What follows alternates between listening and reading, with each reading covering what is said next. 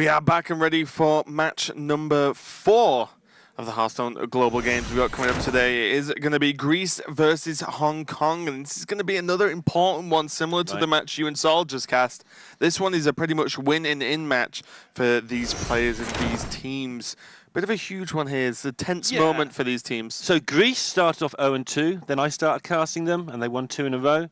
And they actually tweeted, the reason I mentioned that is because they tweeted out, hey, can Lorinda cast all our matches? We keep winning. Let's hope that's not ruined that, guys. Yeah, we're about to find out. But Hong Kong, again, if they win, they are going to be definitely through as well. You can see how the group looks, and all I'm really bothered about is South Korea, because they are my pick. Oh, they are top of the table, never a doubt, to be honest. But yeah, you can see Hong Kong and Greece, 2 and 3 placements on the table, but Greece tied with Hungary with exactly the same scores so far. Yeah. So everyone's in the race here. Slovakia game in hand as well. There's a guy called Relox does all the stats and predictions on Reddit for how he thinks the group's going to finish. And like these 4 teams in 2nd to 5th here are all within like 10% of each other to get through, because we're coming to the end now and just nothing's been decided, really. Yeah, it's the way some of the groups have worked out, and the way, you know, naturally how round robin works, that it's not like an elimination bracket, right, where, well, or a double in where, yeah, if a team wins, they're going to be propelled further on. It's all about who you win against, how often you can win, because we've seen a lot of teams sort of trade wins between all the other teams, and it's how we get a lot of, or at least some of the groups that are like, everyone's 2-2, and you're like, oh. Okay. Yeah, this group is the most insane of all, just the way it's worked out. They're not even playing each other at the end, because they have done that win sort of sharing that you've said. They just all beat each other. It's completely insane. Those other groups, like we saw the Romania thing, even though they're not doing so well because of the way it worked out, they get to beat the team they need to beat to get through. Yep. These guys haven't got this luxury, so someone's going to come from behind as well. Yeah, we can check out the teams as well and who we've got going. Greece, a very character-filled team. It's going to be Lycobos, Deathlord, Logan, and Cebu. It's going to be versus Yulsik, Kin, Blitzchung, and Throne from Hong Kong. Yulsik coming off the back of not the best weekend he's ever had, as in APAC. He didn't do too well in the playoffs. Yeah, Blitzchung as well. Both went 0-2. And Cebu the week before went 0-3. So, don't usually point that out, but just say that all of these guys have actually had bad HCTs, which is really rare, as they're all very, very strong players. But looking for a bit of redemption here. And what better redemption than getting yourself through to stage 2 of Hearthstone Global Games? Yeah, I'm definitely looking forward to I like watching Greece play, and not necessarily I'm talking about the game, but just the cameras, because like a boss is just so funny. Logan's the same, but then Deathlord seems very serious and focused when he plays as well. But he did just tweet out before this, seems pretty hyped for it, as they all recognize that this is a very important match they've got coming up. Yeah, their local esports bars have actually been letting them play in there for free for the duration of this tournament while they practice and stuff, and Phenomeno has been helping them as they're regarding him as their 5th member. He's doing everything but play with them. He's doing all the prep, helping out a lot. So Greece getting a lot of help there from the community. Yeah, it's really cool when you see, the communities come together, outside of just the players of the game. I've actually seen just tons of tweets, tons of forum posts and stuff that's just like, oh, really want you to do well, you should try this, or this team did this, so you should do this, it's really just great support from pretty much all the countries here. Yeah, slowly but surely as well, they're all getting their banter games together as well. It took a while, there's the early weeks, it's like, oh, should we say something? And now it's just full on, well, we're going to beat you. Yeah, well, that's maybe a bit better than that, But yeah, I can't say all of the things, guys. You'll have to follow them on Twitter to find out some of them. All this sick banter, we will beat you. That's pretty strong stuff. I'm going to beat you in a minute, Raven. Not a chance. You can see the lineups now. It's going to be a team best of 5. The first team to 3 wins does take it, and each player bringing 2 decks, one of which they will end up playing, as they can only pick one of them to go against one of their opponent's decks as well. Interesting to see that Warlock is being played second by Cebu here, alongside the Warrior. So maybe they decided that Warrior's a good enough fit for so many things that we'll just put the Warlock in there. Where to put the Warlock? A thing I would look out for. One of the issues as well is we've seen a lot of teams like Hong Kong now leaving it off as the 9th deck to say, well, if we get to an ace match, we still don't have to play it. But what that often does is just give a nod to the team that if you get to that ace match, you pretty much know it's a one of one pick. Yes. As opposed to still a 1 of 2, even so far in the series. So it does give away a little bit of information. And I do think pairing Warlock with any of the power classes, and to be fair, I feel like most of the other most of the classes are power classes compared to Warlock at this point. I think Warlock, I won't swear to this, but the stats I've done, which isn't a fully comprehensive lot, I think Warlock has a very, very good win rate in this tournament. Because when it is played, it's there to snipe something. Yep. So if the Warlock comes out, it tends to win. Yeah, we're going to see the first matchup. It is going to be Logan on the Hunter going up against Yulsik's Mage. This was the game we cast earlier. I wonder if it's going to go the same way.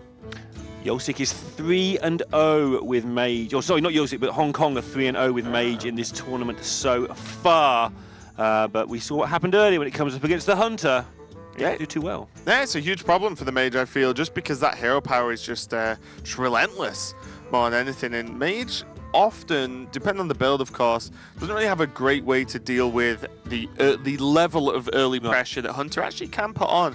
Even with, we've seen Fireflies, Grandmother, you know, just anything early, and then those Houndmasters just actually, you know, take a maybe less threatening target and actually make it a huge problem, as well as putting a 4-3 onto the board. And against some classes, the block will give you more than one turn, maybe 1.5 turns. It'll get procced half the time it won't. Against Hunter, gone. Yeah, exactly. The hero power is absolutely nuts. We saw the previous series a little bit earlier on today where for Japan, where Flare ended up removing the block for the hero power. But even if the Flare wasn't drawn, it would just be hero power, proc the block. There was no second block in hand. The Hunter was still on like 28 or something. So, you know, still very, very difficult indeed. We see the players getting ready.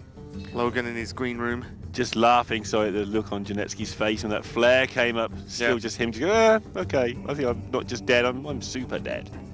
Often not a lot you can do about it, especially with Hunter. They don't need to, you know, flare beforehand at all. Yeah. The flare is all just for that flare hero power for the finish, but a flare finish. Exactly. Players just getting ready there, and just remind everyone that, you know, this is a team effort. The teams, although they may not be physically all of them in person, they can communicate as well, so they're just an open communication. They'll be playing as a 4, but there will only be one person piloting the deck and actually controlling that mouse, making the final decisions. And we've seen, you know, now and again that those get a little bit hasty, a little bit tricky, and it can lead to some problems. Yeah, Moody was just saying in that interview just now that there was one game earlier that he just couldn't hear his team. And it wasn't just that he couldn't hear his team, like in the previous weeks, because he was trying to fix the communications, it's putting him off as well. He's not just on his own, he's like worse than on his own. There we see there, game 1 kicking off between Greece and Hong Kong. It is a win and in for both of these teams. It's going to be the Hunter from Logan going up against the Mage from Yulsik. And already this looks like the Gunter Mage versus was potentially more of a mid-range Hunter list, or slightly less aggressive than the Secret Hunt that we saw earlier. Potentially, yeah, we've got that Scavenging Hyena and Bitter Tide as a nod, but they can be very aggressive cards as well. Obviously, with the Bitter Tide, you're likely to have Savannah Highmane to back it up. That's kind of the point. Yep. You play the 8/8, you say deal with that. They find a way. It usually doesn't get through on its own, and then you just drop down Highmane behind it. It's like, you can't polymorph that as well. Yeah. And that's when the real damage starts to go to the face. This opening hand here from Yulsik, though, is reasonably defensive. Volcanic Potion, a Glyph for the flexibility, Frostball, and an Ice Barrier means that they will be able to hold off at least most of the early aggression coming out here. Logan, super happy. You got one drop, 2 drop, ready to go. Even now, got a Hungry Crab to just throw in there, because why not? Why not just throwing the crab into every deck ever? That seems to be what we're seeing in recent times. Who would have thought we'd say that a couple of years ago? Yeah, to be fair. Wonder how many people have dusted their golden Hungry Crabs. I think I've probably dusted one or 2 in the past. But I think, to be honest, with the actual cards that aren't changing, you know, the classic set, for example, the cards are probably going to be good at some point. We saw Grace Alchemist to deal with Doomsayers not too long ago, you know, and that was a card that just wasn't really played either. So I think there's a time and place for everything. It's great to see all those cards that I held onto. I don't dust things. I get to use them all because I'm like that. Okay, Yulsik not having much to do here. It's that age-old question about do you play your Secret into the Valet, but the Secret's going to get procced, so you don't. So now it's a case of whether you... Sorry, Logan's having fun. Whether you just coin out a 2/3 to stop this at source or not. Yeah, Logan's probably listening to some music and dancing away, which is interesting because he'll also be on comps. So, yeah, that should be a fun environment for Team Greece. They seem pretty hyped. Yeah, we have seen him with Like a Boss in some of the weeks. I think in that room, I may be incorrect. Yeah, no, Like a Boss might even be in the room there. Yeah. It's just that he just sits off camera until he's ready to play. We'll see, though. Yep, deciding they need those stats to challenge even these cats. Stats and cats. Yeah, well, if a Razormaw comes down on 2, then those cats can get pretty big out of nowhere. So just getting the Valet down, just be able to start trading with some of these minions. The odds on them, one of them trade into the Valet are pretty low. So it means that the Valet is probably at least going to go 2 for 1 here. Right, so Greece need to think about what they're going to do with this Houndmaster on 4, and what they're probably going to want to do is buff the Grandmother. Or they're going to want to buff any beast, but the Grandmother's the safe one, which means that Grandmother might not get played until turn 3, and if that's the case, you might just drop both the 1-drops here. Yeah, could just go for Firefly Flame Elemental, maybe even Firefly Crab, then just go into the Grandmother plus another 1-drop next turn. Gives you a reasonable setup for that Houndmaster. Yeah, the damage that these are going to force through isn't much. It's just the long-term strategy of making sure that the Houndmaster does its thing. Because those +2/+2 is so crazy. It's 2/2 with charge, basically. Yeah. Even just the Houndmaster is a 4/3 on the board as well. It's just so much extra stats. Protected 4/3 at that. Although it's hard to protect things from this hand. Now we're going to see if Hong Kong are going to go for the hero power this turn. Actually just use the mana now for Glyph, because looking at the rest of the hand, you know, probably next turn you're looking at Volcanic Potion. Right. The turn after could be Frostbolt Glyph, I guess, or more realistically Glyph Frostbolt. Yeah, I guess if you're sure you're going to potion next turn, so they'll be working out the things that could go wrong, like Crackling Razormaw, for instance. If you know you're going to potion a lot of the time on turn 3, you might as well Glyph now and get it over with. Like you said earlier, it's not the hardest deck to plan for. One thing the Greece have done throughout this tournament, just looking at Logan there, is even when they were 0-2, they managed to stay cheerful. And community-based. Definitely helps if you don't give up. Yeah, they really are. It's just going to be the ping and just reduce the board down as much as possible. Although we talked about the potion, there is just a point of saying, well, I'll hold on to the potion that a little bit longer if I reduce the board down enough. And it looks like that's what Yulsik has gone for here.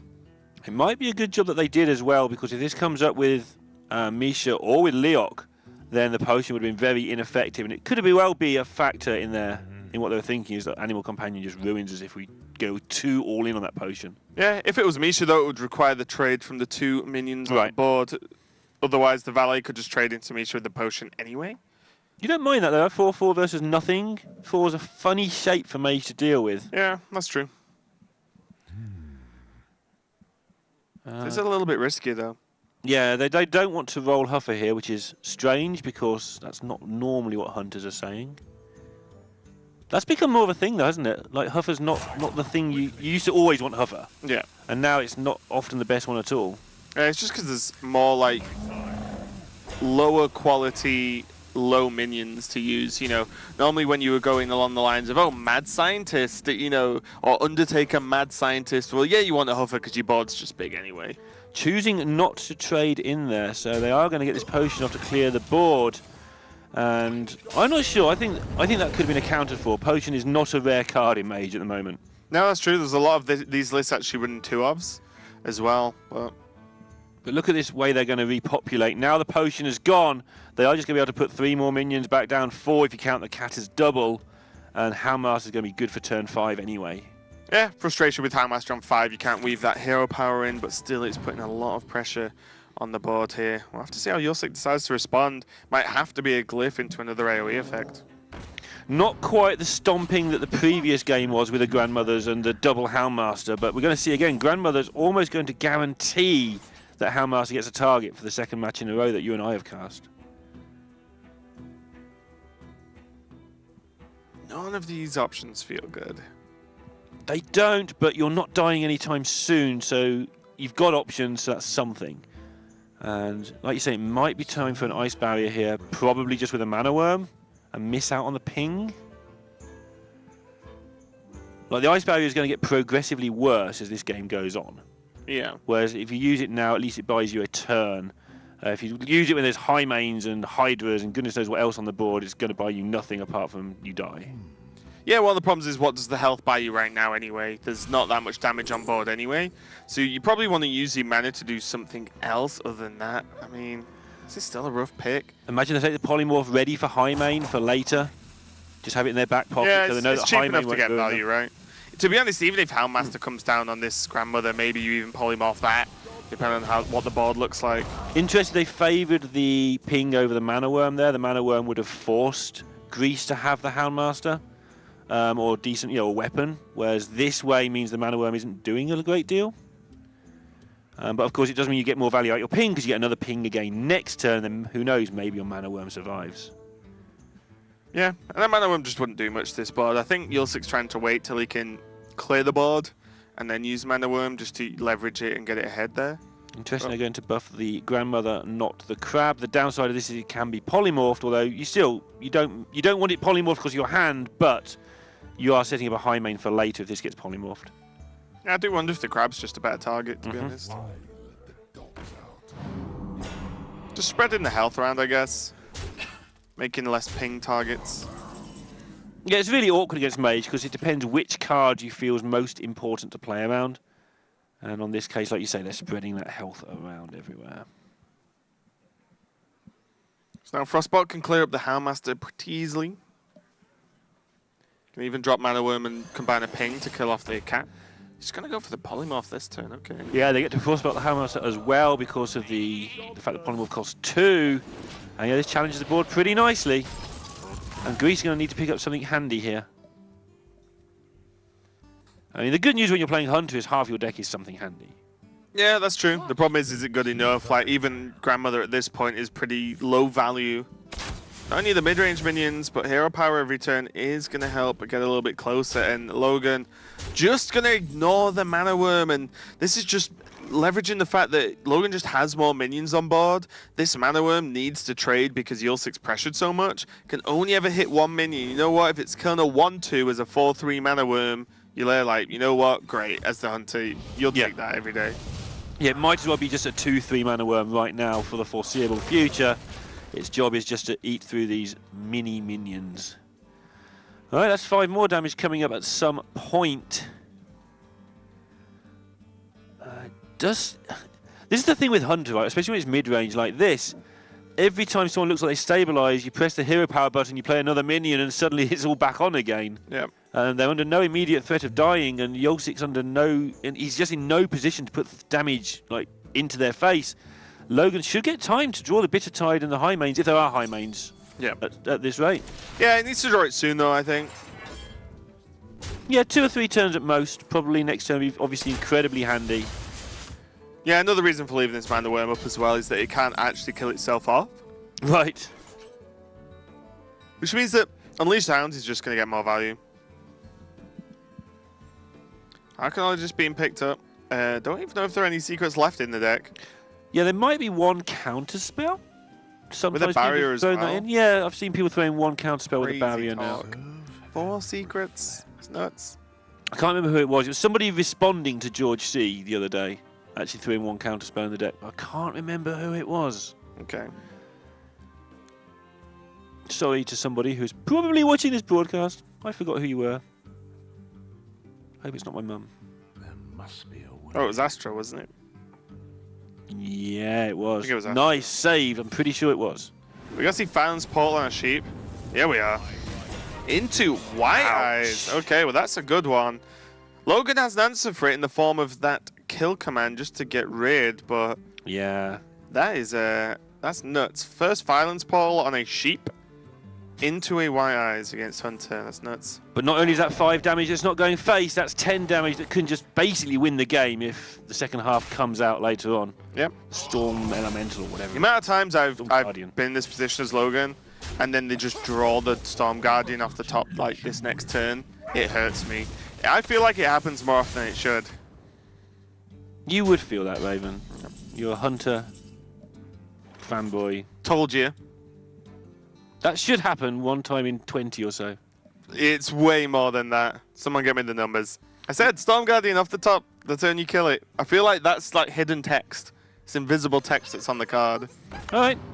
So this Storm Guardian could just end the game here if it isn't dealt with very quickly. Because there is still the Hunter Hero power that can, will just get there eventually. Yeah. But it's less so, even to 6 extent, it's less so the fact that it's a taunt, more so the fact that it's got 10 attack.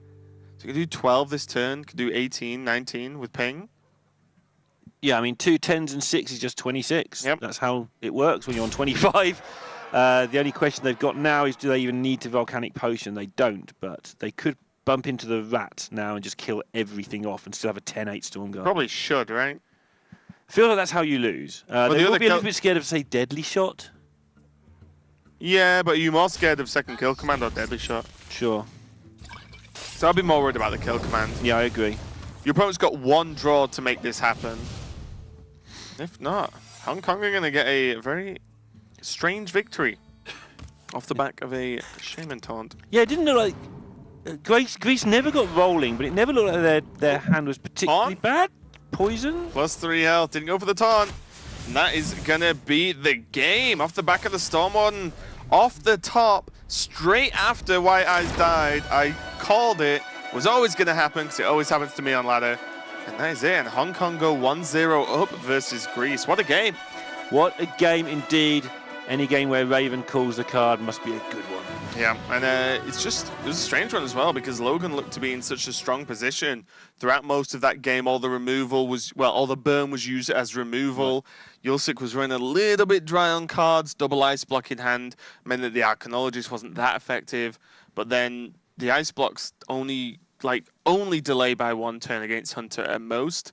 So yeah, wouldn't have done too much, but hey, if you go 5-5 out with a Violence Portal into a 5-mana 10-10 taunt, normally gets the job done. Yeah, going to be in a good spot, especially when your opponent didn't draw their Bitter Tide Hydra and it may be any other big stuff that was in there. It was likely there was a high main in there as well.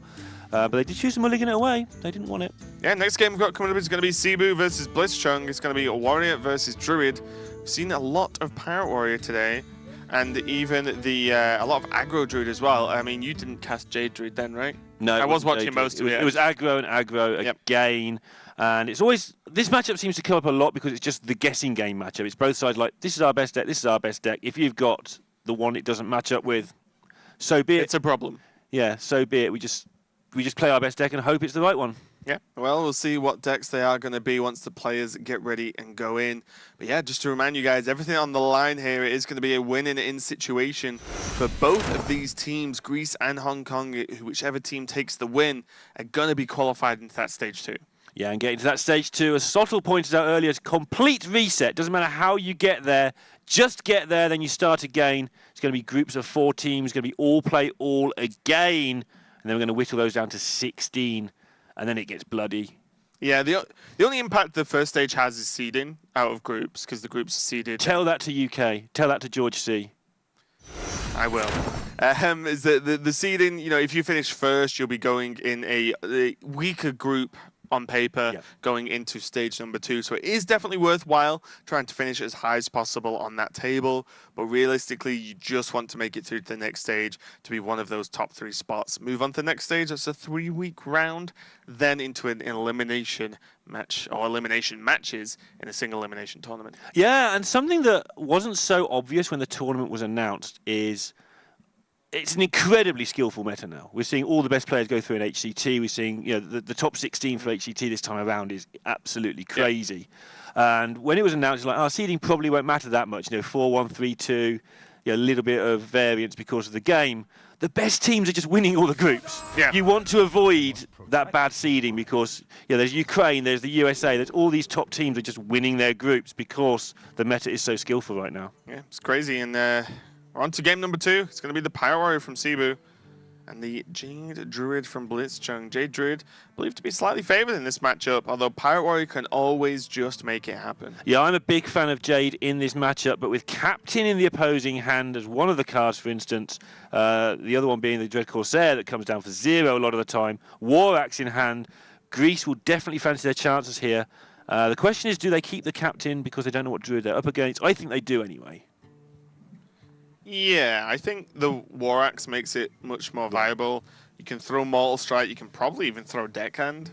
Guess you keep the Deckhand, of course you've got the Captain, I guess. It's a long plan though.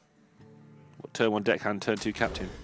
Oh, right, I thought you meant... no, you've got the choice. Okay, right. I thought you meant for afterwards. I was like, we're playing for turn like 4 here or something. No, turn 3, but yeah, hit them. If you're going to go Deckhand into Captain, sure. Make it as awkward as possible for the Druid to deal with. I think it's this seat, actually, that turns you a bit like that. Sorry about that, Raven. It's all right. I'll try and be nice in future. I blame Sottle. Caught something. Jade Druid, Jade Druid. Jade Idol, being able to be played on 1 just to get something down, but this will instantly tell Greece what type of Druid it is, and now they can formulate their plan very, very quickly indeed. Right, that makes it so much easier for them to work out what's going on. And do you feel that this hand is rather good? It's just a case of working out exactly the best way to proceed with it. Yeah, it's looking pretty good. My Blitzchung hand is good as well. When you can wrath away the first 2 medium-sized minions your opponent plays as the Jade Druid, it buys you so much time to get into that late game armor gain. Yeah, I'm wondering whether if there's ever a world in which you pass this turn, coin out Captain to get 2/2 patches to trade into the 1/1, and then do stuff. And then you can War Axe into deckhand, or you can there's so many choices. So many choices. Passing is the most underrated good play in Hearthstone a lot of the time. Yeah. You can also choose to waste some mana by just going coin axe now, kill this, and then set up deckhand, hope some stuff lives, because your opponent needs to waste hero power mana to kill one thing, and then you play a captain the turn after. That's also on the cards. Let's see what they go with. They'll have to go with something, and they'll go with their first instinct when the rope is this low. Maybe Siva's just going to sleep through the turn. Yep. Gonna go for pass. It's Innovate, pretty huge draw based on this hand. Only Primordial Drake and 2 Wraths available, which means that it's pretty linear. They're gonna Wrath down any major targets and then hope to draw something that they can actually innovate into in the next couple of turns. Yeah, and making your opponent use 3 mana for either a 2 mana spell or 2 mana hero power is also a benefit of how they played this. And now they're in the position again with loads of decisions to make. How can you have loads of decisions to make? You've got like 3 cards. But it's so complicated because you've got to plan so many turns ahead. Yeah, it is really difficult. I think I still like the captain though. I think you're right. Unless you equip the weapon, swing or not, depending, probably swing. Yeah. And then go for the deckhand coin cultist next turn. Or deckhand coin captain based on whatever the preference is. Yeah, and then you've got the captain to buff as big a board as possible for a whole chunk of damage. This is so much synergy that it's making it difficult to work out the ordering, and Greece are having the same problem as us, thankfully. Yeah. They're really trying hard to work out exactly the best way to do it. Maybe... No. Yeah, they're going with your play, the captain. It does make sense. You just get value from patches, and then patches, because it'll be 2/2. Even if captain dies, it'll still be a 1/1 again, so still leaves a pirate on the board, so I do like this overall. Alright, so there goes the Wrath, but again, 3 mana just to cast 1 spell there. 1 more mana, they'd be able to play Fandral Innovate Wrath, which has been so much better for them, but nope, that's next turn though, look out for that one, because that will kill the cultist as well as any of the other minions. Yeah, now again, Greece, so many options with this hand. Can now just go the Fiery War Axe into the deckhand just to say go. Or they can equip Fiery War Axe, just not even swing, potentially hold the deckhand for next turn to then go deckhand into cultist. But then there's option 18 where they can actually just play the War Axe deckhand this turn, just straight into Naga. And because, yes, Naga only buffs plus attack, you can still swing the War Axe, set up for Arcanite Reaper on 5, and then go Greenskin on 6. Option 19? I don't know, just armor at pass, I guess. You run out of options at 18. Yeah, there's a lot of options going on. Yeah, and they're just going to go with this, which... This is like the generic play. If you're not quite sure what to do, just play sensible, good old-fashioned Hearthstone. Yep, you can adapt next turn. This plays around a lot of stuff as well. This plays around Feral Rage and Wrath quite well, because the way you can lose this quite easily as Pirates is just to have play a 3/3, it gets Wrathed. Play a 3/4, it gets Feral Raged. Play something else, you run into a 3/6 taunt, and suddenly you've just lost the game. By playing this sort of awkward boards, but still committing damage to face, it makes it just that little bit more awkward for Hong Kong. A little bit, yeah. So Hong Kong's biggest deal here is working out when they're going to innovate. Do they want to innovate the Drake? The Auctioneer is nice and all that, but that won't be a big part of their thoughts. It's about whether you play your Fandral now, and if you do you innovate hero power to protect your Fandral? Or do you save the innovate for Drake and just throw some stuff out there for now for like just to disrupt things. Yeah, I wonder if they actually just go Wrath into Cycle, which seems a little bit risky because Yeah. you normally want the 3 damage from Wrath. But you could Wrath in Cycle, Hero Power, save Fandral, save the Innovate, and then potentially Fandral innovate something next turn. Just gotta dunk the Fandral down though and just say, well, if you're killing this, you're not killing my face. But look at this upgrade now. Upgrade and Cultist available on the same turn. And that would kill the Fandral. This could be a 5-3 weapon. 5-3 weapon being better than a 3-5 minion. It doesn't trade quite like you think it does. Yeah. So many choices. And Blitzchung still not dead yet because he has plenty of ways. I mean, plenty of ways. Wrath and Primordial Drake are plenty of ways to keep yourself alive. And they haven't done any of their armor gain yet. Still on 25.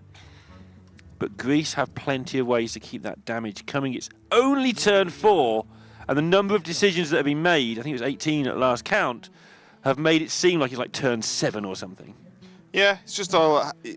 When you're given so many options, you really do need to think about what's worst case scenario for my opponent, what's best case scenario for me, and then how can I make those a little bit better or, you know, not as bad, so to speak. But this has been set up really well. So many options mean Greece can do whatever they want every turn, and then going for this Uber Arcanite Reaper play effectively from this War Axe. Right, and what would have taken a long time this particular turn is they have the actual real-life Arcanite Reaper in their hand, and buffing that 2 or 3 times would have just been immense amounts of damage. Now that card's kind of wasted because there's so much more buff in hand.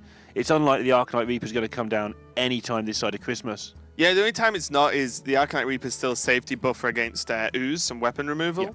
Because if, you know, if this sort of build your own Arcanite Reaper gets killed, it means they could just equip another one and say, right, you know, redo this again. Build your own Arcanite Reaper by Kazakus II. Build your own spells, build your own weapons. That would be pretty sweet. Actually, would be quite good. Yeah. Build your own weapons card. One of everything in your deck. My favourite thing. And your options like +1 durability, +1 attack. Be cool. Yeah. Maybe +3 attack. Battle Cry. Summon 2 plants. Battle Cry. Summon 2 dudes. Kill a pirate. Attack. Battle Cry, kill a pirate. That'd be kill a crab, wouldn't it? That's what it would be. Yeah. That would be the crab option for that. Look at this. This is slow on one hand, but it does open up the option here for Innovate Drake next turn. Even though it will be an Innovate effectively for 1 mana, it does mean the Drake can come out. And that's what's going to happen. Hong Kong pretty much setting this up. Yeah. But it's fairly obvious. I mean, it doesn't matter that it's obvious. You're hitting your opponents for 11. But the chances of them overcommitting here are pretty slim. They may just decide to do it anyway because Greenskin's fine.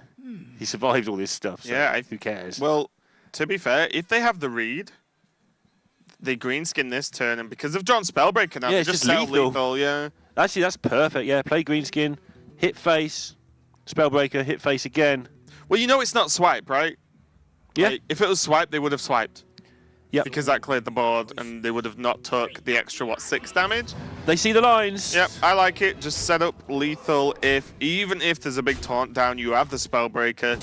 And this is the exact reason Spellbreaker's being played. You know, it's used a lot because of Taunt Warriors, very popular. But in general, it's just so you can just clinch the ends of those games when players often just about try to stabilize with a big taunt or an awkward minion. Spellbreaker game. This is going to be it, and a bit of a shake of the head from Blitzchung. High five for Seaburn and Deathlord, though, as Greece managed to even this up 1-1. Bit of a slower Pirate Warrior game than we used to, but still all of those decisions being very, very impactful there. Yeah, using the rope every single turn, apart from the last one, and seeing what was being set up there and using it to their advantage. The fact they knew what was coming just meant they could win the game.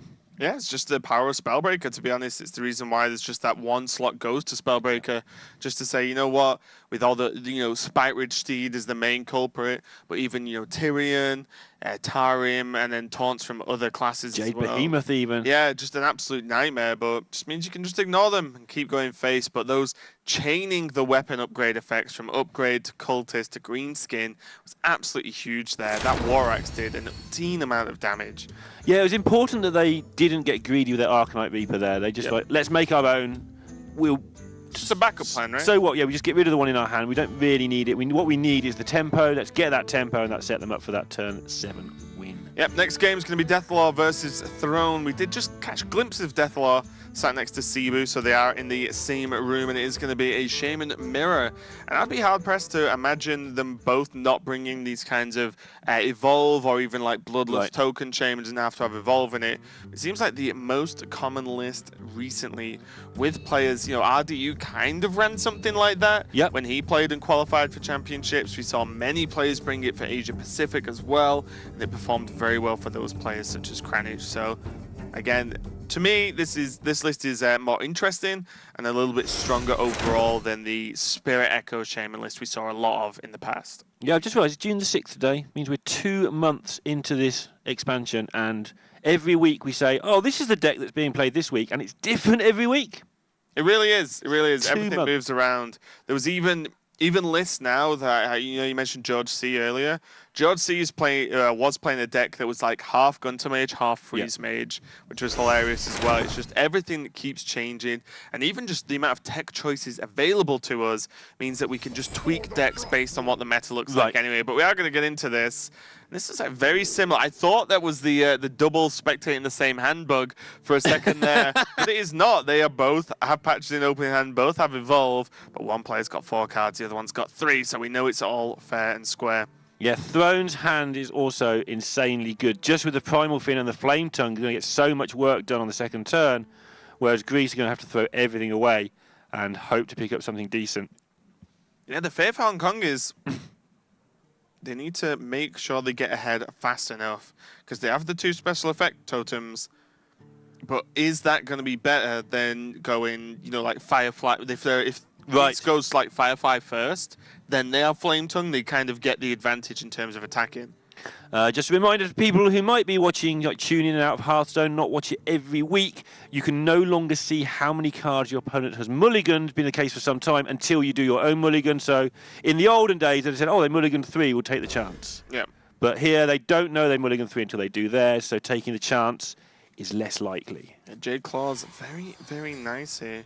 It looks like it's going to be available for both players early on, but Firefly going to Hong Kong and Bloodsail Corsair going to Greece. Not the 1-drop you want, but maybe the 1-drop that's going to be forced to be played here. Yeah, I feel that you don't play it. I think you wait. I found you can do good things by waiting with the Bloodsail Corsair on 1. Not to take down the Jade Claws, although that's a massively good side effect that's going to possibly happen if they wait. But you get much more use out of the patches when you've got a Flame Tongue in hand or a Bloodlust. Yeah, it does mean you concede the early board, but you can half get it back anyway. What if you don't draw Flame Tongue, then you just lose? Don't do that. You draw it. I think you have to play Bloodsail here. Okay. Because you have Bloodsail, you have, you know, a 1-2 and a 1-1. You get 1 point of damage in awesome, whatever. But then you have Jade Claws plus whatever, you know, whatever's left to kill anything that's played by Hong Kong. Then you have Jade Claws to swing again the next turn. You've generated a Jade also. So I completely agree with this from Deathlore. I feel like in this matchup specifically, if you lose the early board and pass a 1-drop when you could have played one, you will just lose. Yeah, very much agree, to be fair. And they agreed with you, which is the important thing. And now the decision is over to Throne. He has this obvious-looking Primal Fin totem, but to us it's obvious because we can see there's no Flame Tongue in the opposing hand. No, I think Jade Claws looks pretty good here. If you go into Jade Claws, you don't really worry about that one mana overload because you have Firefly to go in with that. And you also just kill the 1-2, so this play just opens yourself up to a double trade plus whatever development is from Greece. So I really would like the Jade Claws here. I don't really know what benefit you get from this. Depends on which turn. I guess they don't mind being overloaded. I agree. I don't mind being overloaded on turn 1 there and just play a 1-drop the next turn. But they look like they want to be overloaded on maybe turn 4. See how that works out for them. Yeah, I just feel like you already, if you're not calling out the Flame Elemental as well, you're already behind on board because at worst your opponent totems. Then if you're playing Jade Claws on turn 2, you may as well have played it on 1. As far as I'm concerned. Greece seems to be having difficult decisions every turn today of every game. Yeah. Like this one feels like you Jade Claws, but if you can get that Primal Fin to stick and you can trade into the 1-2 and only one of your guys dies, the Primal Fin sticks, you start winning the game, but they'll be worried about that Maelstrom Portal. But will they be worried that much? Like, Really? It's not that catastrophic for them if they have Maelstrom Portal. You still keep your Primal Fin. Yeah. Hard choice. I don't know, I just like having Jade Claws in this game. Yeah. In this matchup, I like to be the guy that has Jade Claws equipped. Yeah, it gets that overload out of the way when your hand is full of 2s as well. But they're going to go with the Primal Fin this time, which means they're going to have a nice big board and the option of Jade Claws in hand. And being overloaded going into turn 4 the way their hand currently is doesn't look like too much of an issue, which it could sometimes be.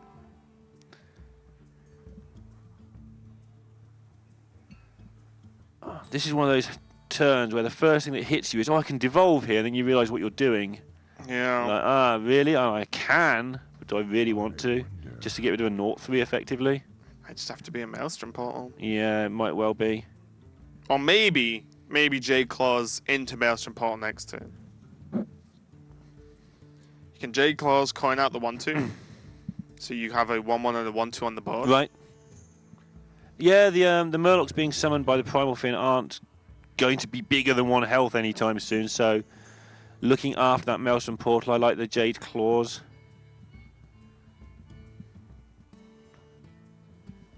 Really tough, though. You guys were talking about the importance of the first few turns in these kind of matches. Right. And it really is. You know, we'll see the second someone just, like, has not so much falls behind, because you can catch up in any given turn, but falls behind for more than 1 turn, you probably just get dunked on pretty hard. Yeah, it becomes a situation where everyone goes, oh, this is easy to play. Well, yeah, it is easy to play when you've got 5 minions and your opponent hasn't got any and you've got a whole bunch of stuff. You just keep killing things. Yep, I agree, that's easy to win, but the hard bit is getting into those positions on such a regular basis that these guys do. Okay, so Greece have the read again that the portal's in hand. The same as they had the read in the last game that the Drake was coming. Otherwise, they would have slammed this Mana Tide totem on the board already. Again, not the worst time to overload. Just play the Jade Claws, maybe. Like, force out the portal and then put the Mana Tide down next time. Kill the thing. I'm wondering whether it's just fine. You reckon? Yeah, so you draw a card, right? So you've already got a card draw. Yep. They've Maelstromed, but got only whatever minion they get from Maelstrom. Yep. You Jade Claws that minion and hero power next turn. Like, that's pretty good. All right. That's pretty good to me. Sold. Because if it's anything but Maelstrom, you're happy. And if it's Maelstrom, you end up ahead on board again. And then you have Doppelgangster evolve soon. Interesting. Ooh, Runic Gag. Not that hard to get rid of with the Flame Tongues and the Bloodlusts in the deck either. A little bit slow, but the way this is going, slow isn't a total disaster like it normally would be. It's going to be really interesting to see if Deathlore actually clears this off or not. Also, we've got this coin decision here as well. Coining out a Firefly seems kind of important to me. You don't really want to be holding onto this coin. Coin is there to equalise the game. It's to equalise the fact that player 2 has a disadvantage. This seems like a good time to use that to equalise this game up. Yeah, it's a scary one. Hong Kong might be thinking, do we need to play Doppelgangster Coin Evolve? Sure. Which is a huge leap. Like, Doppelgangster Evolve is pretty strong in itself, but when you coin it out that little bit earlier, it's absolutely massive. Deathlore far from impressed at that draw, I feel. We're going to see turn 5 Doppelgangster pass. I can feel it. It's actually pretty sick against this deck. Right, so they've decided that, which I don't disagree, then they can't play the Jade Claws. That's the decision, right? Mm-hmm. Because the thing is, you've seen one Maelstrom already. And if you just set double Doppelgangster into Evolve the turn after, that's nuts.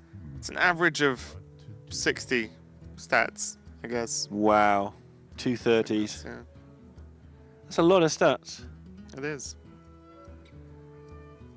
And also, as well, a lot of the time, just Doppelgangster's just good in this matchup. Right, it's not that easy, unless Like, they're it's playing a just Thalnos, which is really rare. I know some people do. Everything's 1-2s and 1-1s. Like, a 2-2 is pretty strong. Yeah, it's really strange. But of course, with a 0-2 on the board, your opponents could have the Flame Tongue available. Mm-hmm. And that's probably what swung this around. But yeah, I just mean, messing around, waiting for the finale here. yeah, I think that this still just gets a weapon equipped, right? So it's going to be good to help trade for the future and set up a stronger doppelgangster board soon. A massive 1-4 hits the board. Funny how these guys all don't seem threatening when there's no backup plan. Like in a few turns' time, we're going, oh my goodness, it's coming in for X damage, where X is a large number. But currently, it's just all these piddly little minions that don't do anything. Yeah, I think we've got a bit of a spectator bug, so we'll just be whipping in and out of that very quickly for you guys. We didn't get to see what the Stonehill actually picked. Sure. Stonehill doesn't have charge, it should have a green It's board. always Alakia. Alakia, Lord of the Arena, and the Pompous Thespian are the options. Can't see them on the screen. Yeah, there we go. So Alakia is one playing for the late game, and also I just think the other two options weren't anywhere near to as good to pick. Right, it's okay playing for tempo with a cheaper minion, but that minion has to be not trash. Yeah. And so just going for the Alakia. A little bit of investment in the future, but that represents 10 charge when placed next to a Flame Tongue. So that's absolutely fine. Yeah. There's normally White Eyes and Thing from Below that really challenge an Alakia in terms of picks from Stonehill. Oddly enough, the class cards. Strange how that works. Not much going on here for Deathlaw and for Greece, though. This draw has been pretty horrific in terms of how it's evolved in their hand. Maltide should be okay, though. There's not enough damage on board to even kill it. Yeah. You can even just pre-attack into the Stonehill if you really want. With the Jade Claws. Funny how the game we saw earlier, Flame Tongue basically just settles it straight away. If no one gets a Flame Tongue, turns out that 1/2s don't do a whole lot on their own. Yeah. It's just very rare that this situation occurs where neither side has anything to help their minions. Need a Stormwind champion. That'll sort it out. Yeah. Do like Maltide, though. Maltide's going to draw a card this turn. Next turn, if it's still alive, it will evolve into from a 0/3 into a 4-drop, which is going to be pretty reasonable indeed. You wouldn't be drawing cards, though. No, but you have a billion strong minions. You don't have card draw at that point. Yeah, something we talked about earlier, of course, is, I mean, obviously with the Doppelgangster it's obvious, but even without it, people evolving maybe a little late. Not so much in this game, but yeah, all those extra stats from the other minions. The forgotten minions. Forgotten what day it is most of the time, let alone my minions. Imagine if Throne had Evolve. That'd be so sick. Could actually get the Doppelgangster Evolve out. Right, but he hasn't. I'm going to imagine it by looking at Grease's hand. Yep. It's just the kind of swing turn you can actually do. Yeah, you could just see the difference between having it and not having it in this. Deathlaw getting a bit restless. They say he gets a little bit fidgety, a little bit nervy during matches. You can see this, he just wants this over with. Yeah, understandable in this as well, because as we mentioned, this is a winning in for Greece and Hong Kong. So this is pretty much what all these weeks have been leading up to. Win this match, you're in. Oh, that's awkward. Well, that makes the game interesting. Oh my god, that's just a nightmare. There's Panda. Ha ha ha. It's a nightmarish looking panda. It is a little bit. Oh, you can evolve it, but it gives away the card to them, and then they can... Oh my goodness. I don't even know what's happening anymore. Same. Well. I mean, is there another option? That's the thing. You might get your evolve in first, at least. But it's not pretty.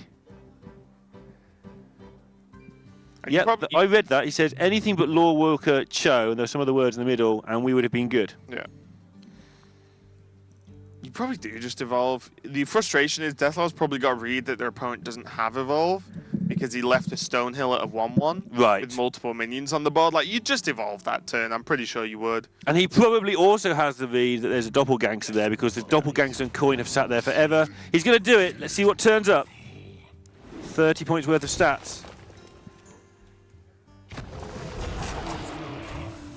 Pretty good. Don't count them. Don't do it. You'll only make him happy. He's there. Is it exactly 30? Yeah. Sottle just came darting in with his trophy, celebrating again. His trophy was really for the ability to count to 30. I think so. Yeah. Okay, so that was a decent evolve, in fairness. I mean, this evolve was actually nuts. So there's a taunt, which is great. Aya is just good value, especially because you are already playing the Jade package to a certain extent.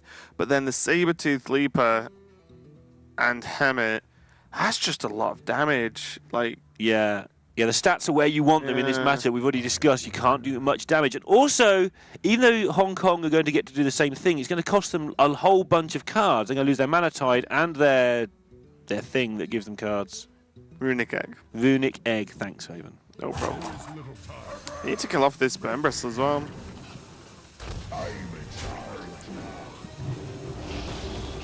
All right, let's see what comes out of this particular 30 points worth of Doppelgangsterizing. Please don't be 30 again.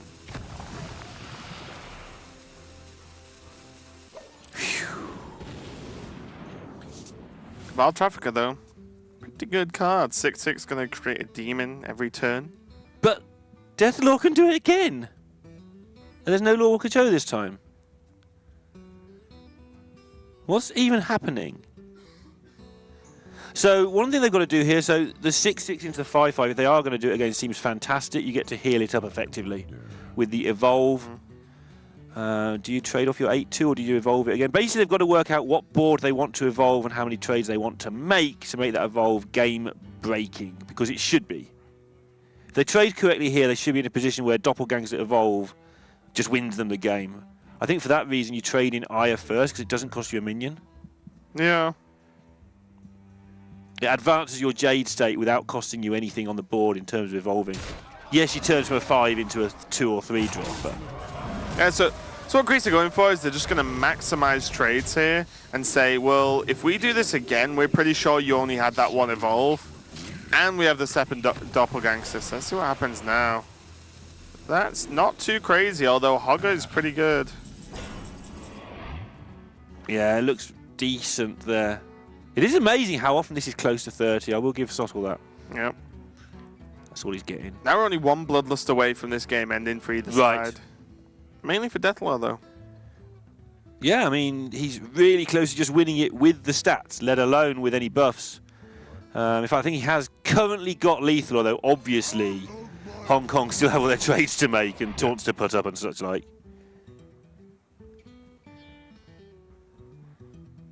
This portal should get some value in a minute for Greece as well. Like, going to hit 1 damage to a multitude of minions. They just take Earth Elemental here as Hong Kong. Definitely tempting. Because Alakia, although it's good, it's not good against a board full of 6/6s, basically. He's 1 turn away from the Dream Osric. Because he could Firefly, Flame Elemental Osric the turn after. I have a 5/15. Oh my god, he's going to go for it, okay. There's no Hex against him, so maybe that's actually just 15 health gained. If you can clear up enough of the stuff, that means your Bloodlust survival is going to go up. I don't think I've ever seen Osric played in competitive play. I don't think I have. We're going to get it, Raven. That's what's going to happen. But first, we're going to get a Maelstrom Portal and a whole bunch of clear from this totem if it's not even lethal. Nice, you're going to allow the thing from below to be played as well. It's lethal, right? No, is it? I can't do numbers anymore. Okay, so Flame Tongue will go, so that one goes in, so it's going to be 5, 11, 16, 20, 22, right? Yeah, because the thing doesn't die. You can't get any extra buffs that we were talking about earlier. Might be lethal if this throws out a charge.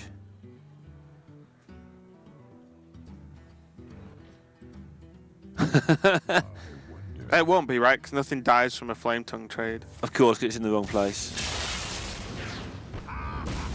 It's a mere Swashbuckler. So now they've actually got to just make sure they set up next turn lethal and kill as much as possible, which is probably everything. Yep, why not at this point? You've got so much damage on the board that doing it this turn versus next turn doesn't make much of a difference.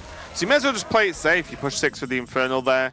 That's going to be pretty disastrous here for Throne, as, you know, you can do this big setup for this Osric play, but he just dies in between. Even Alakia doesn't really do much.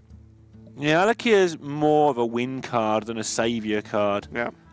Obviously, just doing 10 damage from hand is fantastic and all that, but Facing down this army, this motley crew of minions, just not going to do anything, I don't think.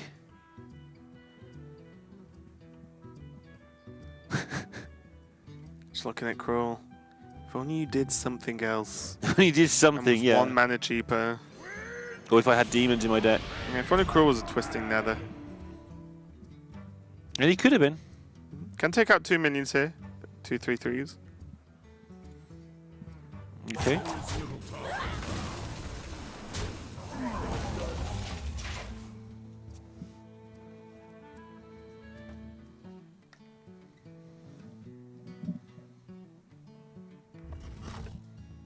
Yep, this should be game. Yeah, I'm just looking this time like, well, I thought you make saw sure. something I didn't then. No, I was just making sure, and you were doing the same. It's like just staring at each other. And Greece take a 2-1 lead, puts them 1 game away from reaching phase 2. This is a straight fight. The winners of this do go through to the next round. Yeah, absolutely huge for both these teams. I believe the losers aren't necessarily out, they just aren't definitely through. Yeah, a whole load of maths needs to happen for the losers to go through, I think. But the winners are through, and that's the important bit right now. I suspect the losers are going to be in trouble. Yeah, it is. And Greece, as you just saw, 2-1 up now versus Hong Kong. And yeah, just that matchup, we saw how intricate the early turns were. It went late, but just the sheer value of evolved Doppelgangster into Doppelgangster evolve again, as well as getting some trades off, was absolutely nuts. The heal effect of just transforming minions combined with just that second wave of Doppelgangsters, and Throne only had an evolve because there was a Cho from the devolve that they played on their opponent, so it's kind of nuts. They could have just played the whole game without evolve and just lost. Yeah, it feels like Greece, although they got the better of the hand, they were the ones that fought for the board the most. Yeah. Like we saw Hong Kong not do much on turns 1 and 2 in particular, whereas Greece just straight out there with the pirates, got on with it, got their board established, and that stood them in good stead when they did get that better hand as well, just made sure they could force the victory through. Yeah, the next matchup is going to be Like a Boss on a Paladin and Kin on the Priest, I believe, that we just saw in the graphic there. So Paladin and Priest. Paladin, we've just seen a hell of a lot of the Murloc style. It's just the Paladin style at the moment, but Priest could be a little bit of anything, to be honest. We've seen Dragon Priest. We've seen a lot of Silence Priest recently as well. So we'll see what works out there. The Paladin versus Dragon Priest matchup can go on for quite a while just because of the sheer value nature of the decks, unless Priest has some kind of aggressive... the Paladin has the aggressive Murloc opening and Priest isn't equipped to deal with it. Yeah, and the Paladin Priest match is weird if it is Dragon Priest as well, because it can look like somebody's won, and it's a very swingy matchup. Yeah. You get to this middle game where the Dragon Priest looks like it's stabilised. It just goes, Tyrion? No, you haven't stabilised at all. Carry on. Even just quality as well, like Dragon Priest can build a board. They can normally only really build a board once, maybe twice maximum, and then they just run out of stuff outside of Nether Spiting into Onyxia, into Ysera, something to just build up that board or put a huge threat on there. Other than that, they normally only make the one crack at it. So if Paladin can clear the board and then just, push themselves, might be a little bit Paladin favoured here. And yeah, I think it's Paladin favoured all around, because if it is Silence Priest, you kind of ignore what they're doing, just hit them while they're messing around with 4/8s. Yeah, well, you run Equality, you run Outdoor Peacekeeper as well, so you can actually negate a lot of the out-of-nowhere issues Priest has. But as always against Silence Priest, it is tricky because the best Silence Priest just play like 2 half threats onto the board and then pass, and then you're like, do I need to kill these? If you kill them, well, you've killed them, which is great, but then maybe 2 more half threats hit the board the turn after. You can only do it so many times, and the second time you don't do it is the time Priest makes a 32-32 and punches you in the face. That's not a Hearth threat. That's a Hearthstone threat. Wow. It's a Hearth threat. Yeah, I suppose. Didn't need the stone. Didn't I? No. I could have just got... Anyway, keep teaching me, Raven. One day I'll learn to pun quickly and efficiently. I will try. They are going to be getting into the game now. Hong Kong versus Greece. Greece 2-1 up. The winner of this series overall will be going through into stage number 2 of the Hearthstone Global Games. Like a Boss is going to be on the Paladin. Fairly aggressive, or at least minimally so, with the Tide Caller in the opening there. Double Divine Spirit Radiant Elemental from Kin. This looks like Silence Priest. Wow. Yeah, it does. Yeah. Plenty of decisions already to make for Hong Kong. This Silent Priest is so hard to play, like, bang on. Sometimes it doesn't matter. Sometimes you just kill people with it anyway. Sometimes you can't do anything because your hand is so bad. But that middle 50-60% of the time where it's in between the two, the deck is very difficult. We are seeing specialists emerge. Yeah, I feel like in this matchup it's really hard just because of what we talked about earlier. The equality and the outdoor peacekeepers are an absolute nightmare. But the second you can slip past them or get rid of them easily enough, you can just burst Paladin out. They do play a reasonable sum of taunts, but a lot of them you can actually deal with the likes of Shadow Word Pain, Shadow Word Death. Just remove them for a relatively cheap amount of mana. Lyra's a real oddball in this deck. It's required, it's handy, but you kind of never want it.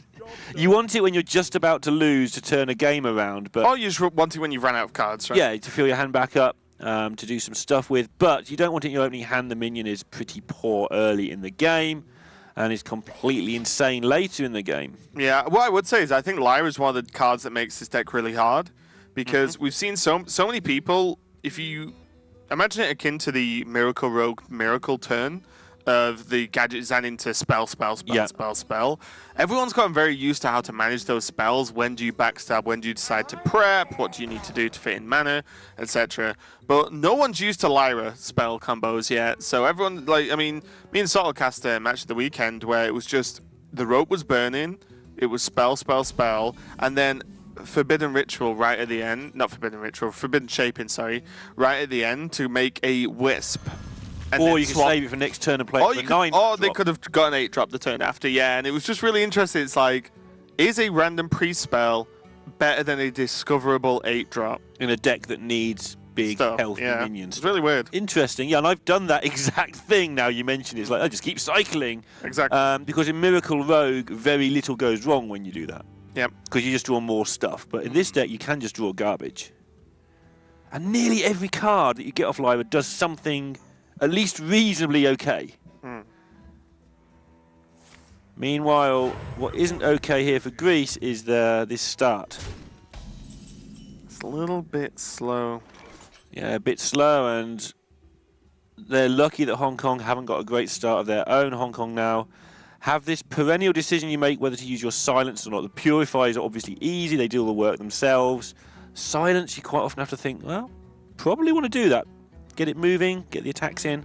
But that's a Tyrion that can't be silenced later. Yeah, and also it's just a big, like, well, we can now kill this minion for like a boss. Can couple it, though, with an Acolyte of Pain, which is going to be really nice. Especially against Paladin that creates 1/1 tokens, you can almost guarantee at least some form of, at least hitting 2 card draw normally. Yeah, and come down before the Kodo can get it as well, so definitely going to draw cards. And a really imposing board already from Hong Kong. So, Greece in that horrible situations you sometimes get into where you seriously consider just playing the Megasaur out there to stop everything going really badly wrong. And Priest in just a fantastic spot already. Yeah, it's not looking too bad for Kim. It might just have to be Stonehill so far and just see what you can fish from the taunt. Another great card is obviously Sunkeeper Tarim. Against Priest, you can just lower them all down to 3/3s, which makes them a little bit more difficult to buff up. Yeah, still quite a lot of time and quite a few cards as well for Lycabos, so he could just trade the 1/1 in and do nothing, or just play a War Leader as well. You don't want to give away this free card. Giving the Priest cards is absolutely criminal. It's going to be the War Leader by looks things. So this way, either Hong Kong have to waste 2 mana, or 1 if they draw a shield, or they have to actually give something up. So this is just a way of slowing them down, but healing and Divine Spirit on your Watcher looks pretty good here. I guess you don't want a Divine Spirit yet, it's not doing anything yet. The only benefit of Divine Spirit is that the health is difficult to deal with for the Paladin outside of equality. Yeah. Especially with no board.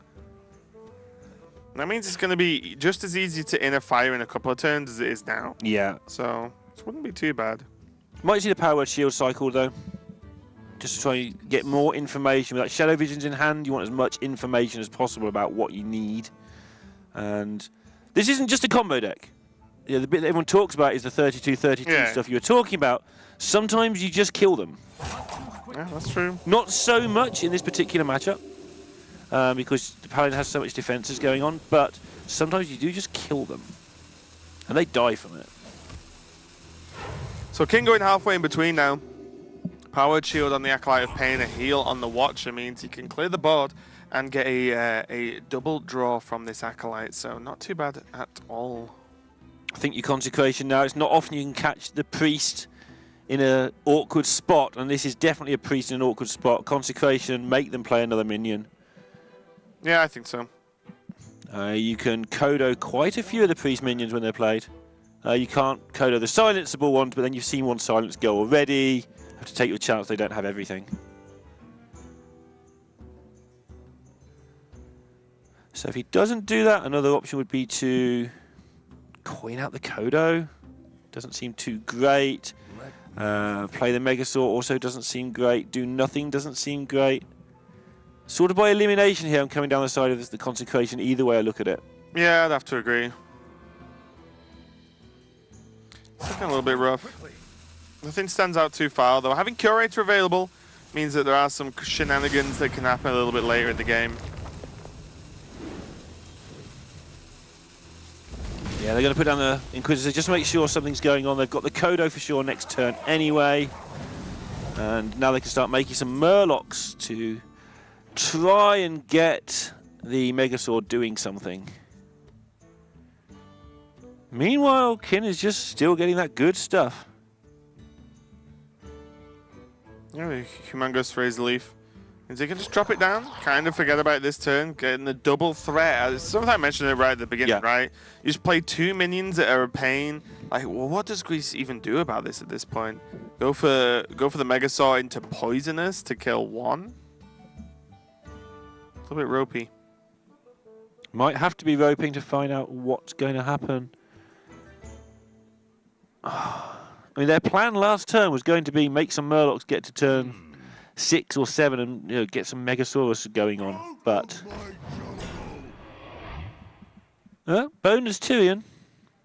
They're going to get to turn 8 in a reasonable shape most of the time. I say that, looking at the hand, maybe not. Yeah, I was going to say it's a really tough call, right? Like, the Psychotron's decent, still can't play this turn, though. Go away Psychotron on 6 into Curator on 7. Yeah, and take your chance of picking up Tyrion by 8 or another beefy minion. Maybe just Tyrion's fine. You just Hero Power Megasaur next turn. It's definitely not as obvious as I first thought, though.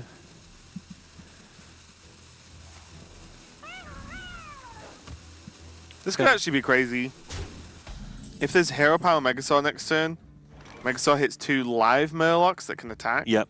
If they're if they get Venomous, then it means they're going to be able to take down 2 of the minions regardless of health. Then you go Curator, then you go Tyrion, then you go whatever you want. That might be enough to get it. That would be enough to get it done, definitely. Not definitely, but as definitely as can be in this far ahead. But that's quite a long way off as well. Hong Kong got quite a bit of play themselves this turn. They'll want to be in a position where they set up this Radiant Elemental. They want that to be on the board and not dying. Yep. That way they have a crazy Lyra turn. They obviously need to purify something here to at least make a threat of some sort. That's what they're going to do. They're going to use it after the Elemental, so... Okay. They're going to draw their card first before Shadow Visioning in case they get the card they already want. Now the Shadow Visions with more information. They can silence their 4/5, which means they can kill 2 of the 3 threats on the board. They can Powered Shield if they want as well. And suddenly that Megasaur is not going to have 2 live targets. No, he's going to get the 1. Let's see what happens here. Outdoor Peacekeeper, not a bad pickup. Not for this turn. But maybe for future. But the problem is you can just die against Priest. So there's a chance that the Aldar actually doesn't end up being quick enough. Yeah, you can just die indeed. You can get 28 from this 4/7 very easily, plus the 4 or the 2 from the others. And like a boss will be well aware of that. He'll try so hard to get rid of 2 things here at least. Or it may just get to that point where, you know, if you've got it, you've got it. We lose. Yeah. And therefore, if you get to that decision, you then have to go the other way and plan accordingly. That's what they're going to do. Set it up for next turn. Poisonous is there. I think you go for it. Probably kill the Razor, the Humongous Razor Leaf. I must move quickly. Yep, seems good. The other minion, the other Murloc still has the poisonous, so that's still a bit of a problem. And the Razor Leaf can just kill you. Yep. So I think you have to poison us here.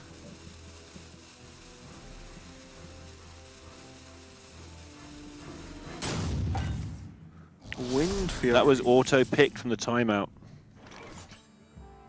Not like this. Not like this, Grease. That was a random choice. He didn't select that. He obviously would have picked the poisonous, but it looks like He didn't attack, so he's been disconnected. yeah. We'll see what happens. Is someone injured? Be heal on for the cleric draw here.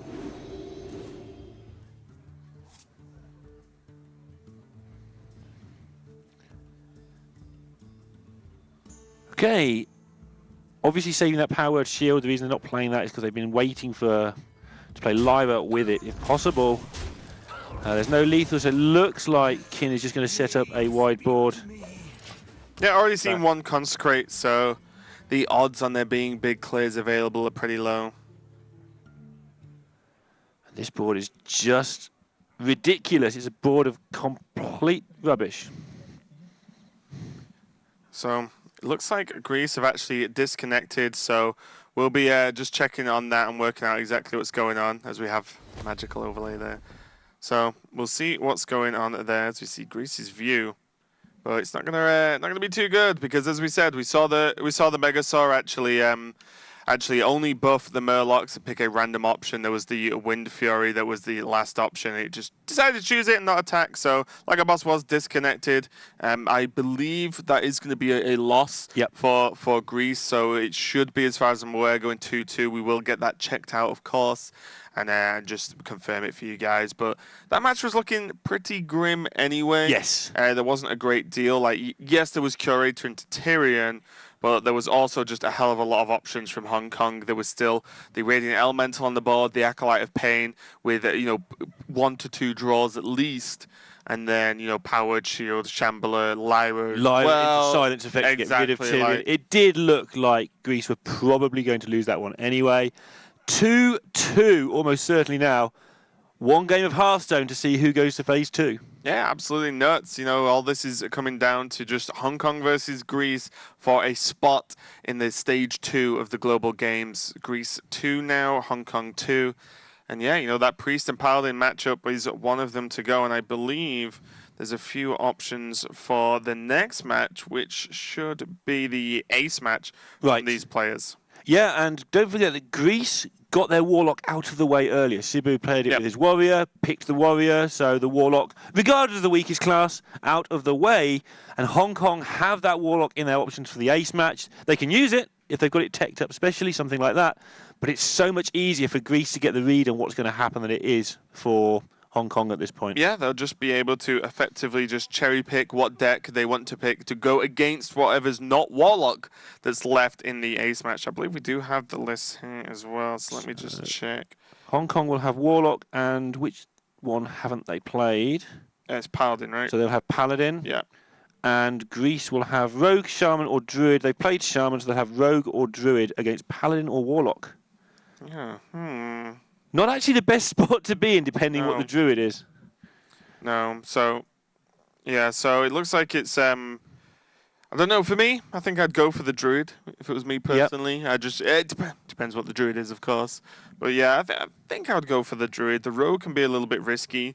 We've even seen already today a Paladin actually just beat down a Rogue anyway.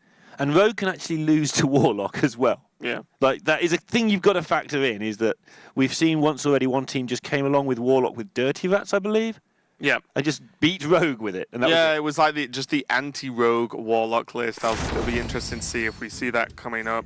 Do you see the loss there? So Kin does take the win. And it's going to be a Yulsik versus Deathalor, the Paladin versus the Rogue. So yeah, like we said, we knew it was going to be Paladin, more than likely from Yulsik. And Deathalor has gone for the Rogue pick into this. So this might be a Miracle Rogue. Yeah, seems like it was likely Jade Druid as well. Not wanting to run that into that Paladin there, because that's a messy matchup. Is it? Yes. I think Jade Druid's all right. Do you? Yeah. I'll take the Paladin later. You can take the Jade Druid. Deal. We did see during the it was mainly Muzzy was taking wins with the Paladin and Jade Druid, but with just a very aggressive stances, aggressive openings, and then just ignoring the minions that were available and just going face. So Muzzy might have cracked the matchup overall, but I do think the Jade Druid is still reasonably fine. Like I don't think it's a bad matchup in any way. Okay, interesting. Yeah, because I played a lot of Jade Druid and I didn't like it. So, but I'll take advance in tech and all that. Sometimes things go beyond old people. They miss things. Most Technology passes them by. Yeah. Lorinda still Snails pass them by. Lorinda still sends us letters. So it takes a while for communication to kick in. But depends what mood the pigeon's in, really. Yeah. You were wondering, aeroplane travel that used to get here. Yeah. Didn't have that when you were a kid, did they? What, travel? Of any sort? With aeroplanes, but yeah, it was horses, wasn't it? Some kind we could make them fly. A donkey and a cart, maybe. But yeah, we've got Greece on the road. Donkey and a cart? I could imagine you with like a cart. Can you? Great, yeah. Just, what would I be transporting? People? I don't know. That's illegal last time I checked. But probably just goods to sell in a market, no doubt. But yeah, it's going to be reining the conversation back in. Is Hong Kong on the Paladin and the Rogue for Deathalore, and it's probably a good thing like a boss wasn't the wasn't the 5th pick, because that means he would have to try and play again, but that seemed like a pretty hard disconnect, probably having internet issues, which means that he wouldn't be likely to play that ace match. But now it is Deathalore on the Rogue, so they'll be just getting ready now, be going in very, very soon. And just interests me, I've not seen many Miracle Rogues. Maybe it's because I've hung around the other casters at HCT, and Sottle, TJ, and Admirable were just playing Miracle Rogue for nearly 3 weeks. So there's maybe a lot that's to why learn. I'm tainted. They're difficult decks to learn, but the thing with Miracle Rogue in this format is you're talking to your team a lot. Miracle Rogue is very much a see it and do it deck. Yeah. So you lose a lot of the advantage you get of having a team if you're playing Miracle Rogue. That's true. You play your you do your thing. Everybody shut up, I'm doing my thing. If you're good at Miracle Rogue, though, it's fine. You nearly hit me in the face then. Damn. I would have had that on camera, and there would have been problems. But yeah, this players look like they're just getting ready, probably just making sure everything's set up. Deathalore would have had to switch back onto the master account to play on. So yeah. Excuse the talkstone, guys. Maybe just checking on like a boss as well. Like, are you okay? Because he just disappeared from that game.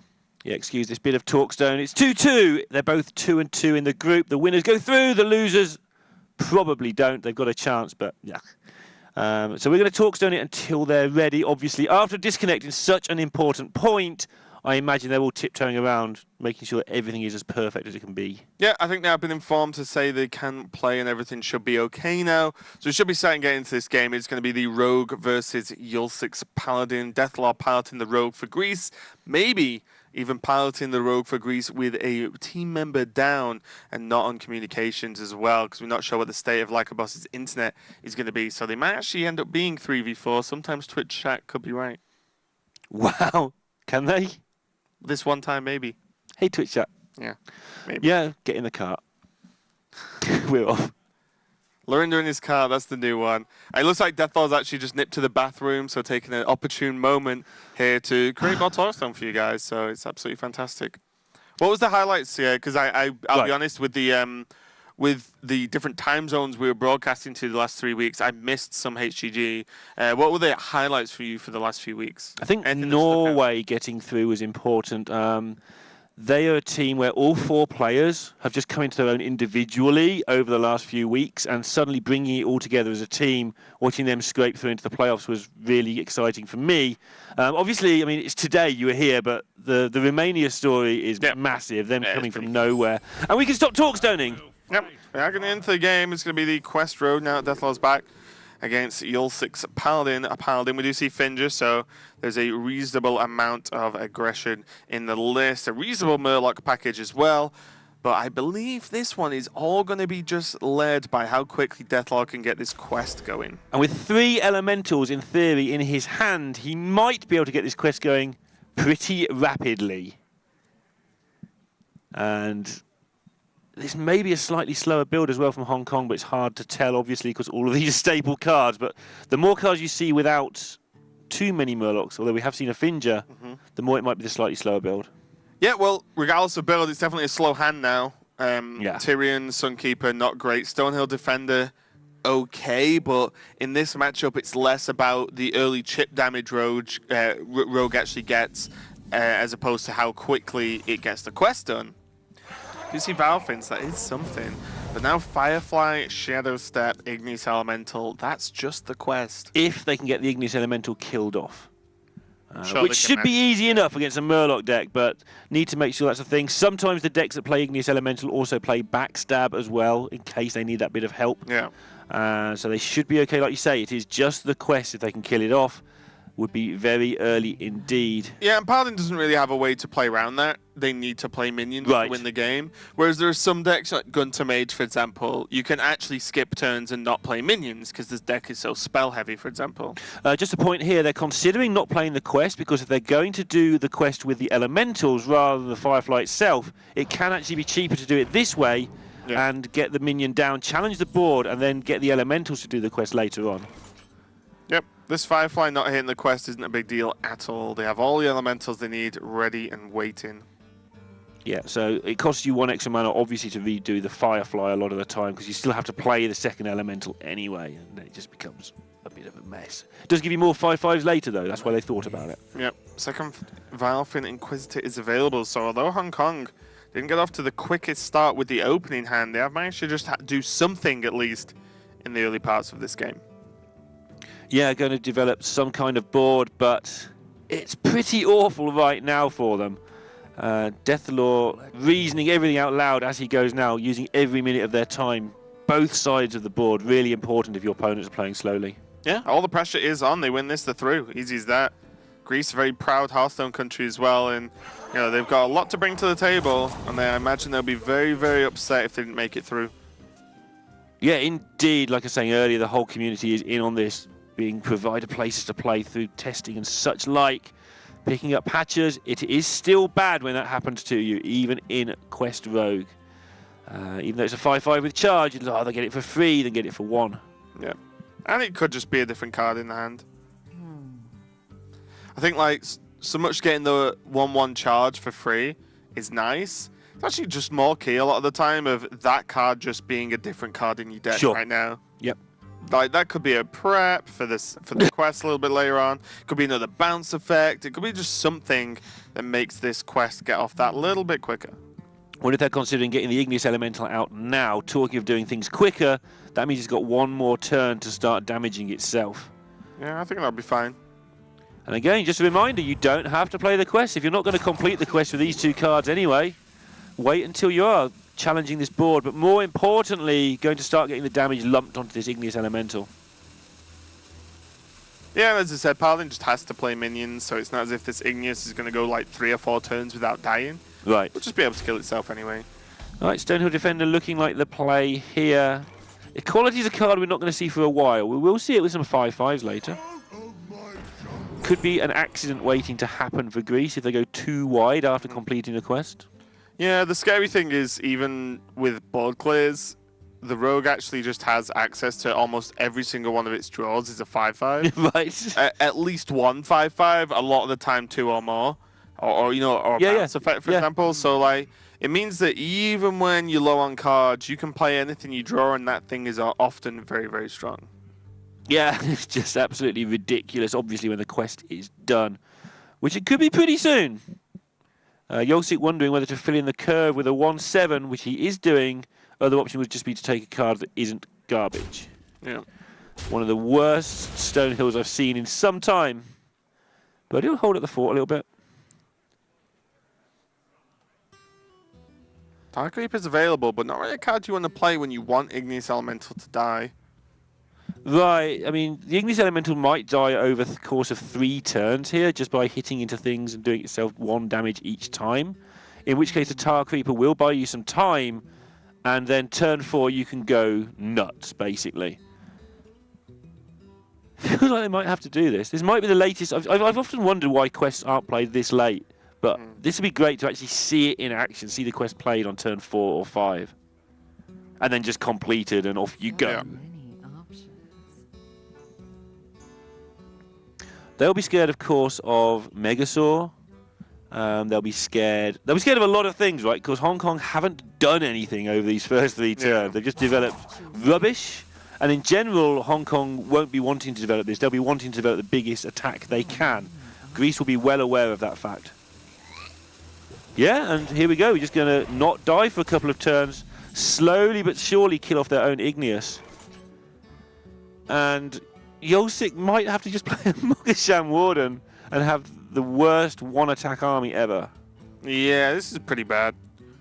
Spike Steed could be nice a little bit later on, but the second a Vanish comes down, that just blows that out completely.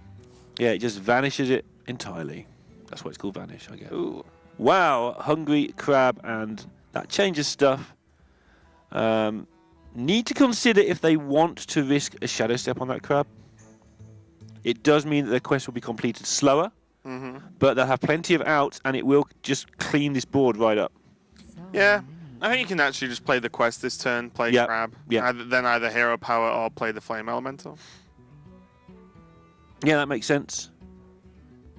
And then you've still got a choice available to you with the Shadow Step for later. Yeah.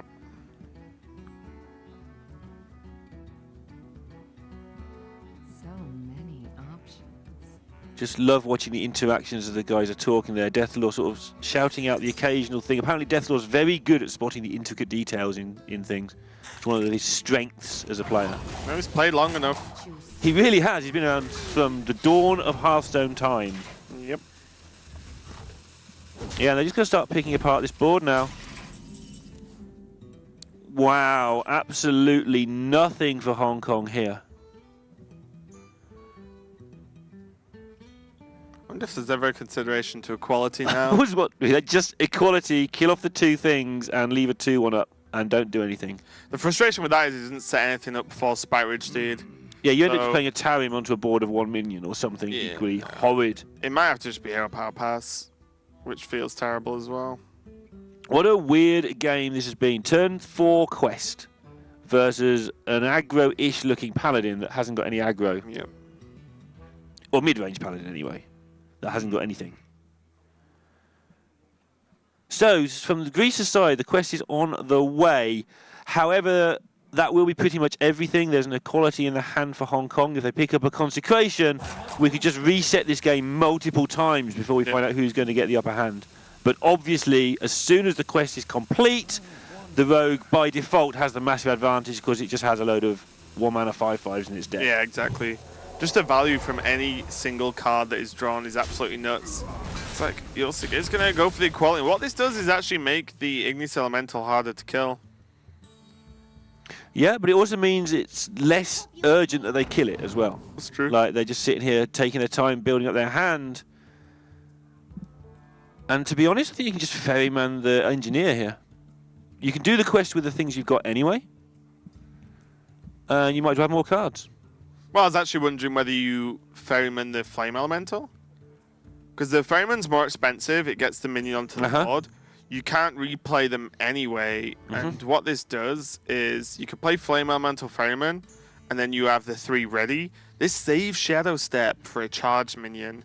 I mean, you can squeeze more into your turn once the quest is complete. Yeah, that's a very good point, and that's what they're going to go with by the look of it. In this, maybe not even that. Maybe even the Hero Power. Yeah, you don't need to protect the Flame Elemental. Yeah, just keeping their options open. Then next turn, if they want to frame a Novice, they can. Yep. They want to. Yeah, this works for me. Unlike this, I'm just breaking things, guys. Don't worry about me.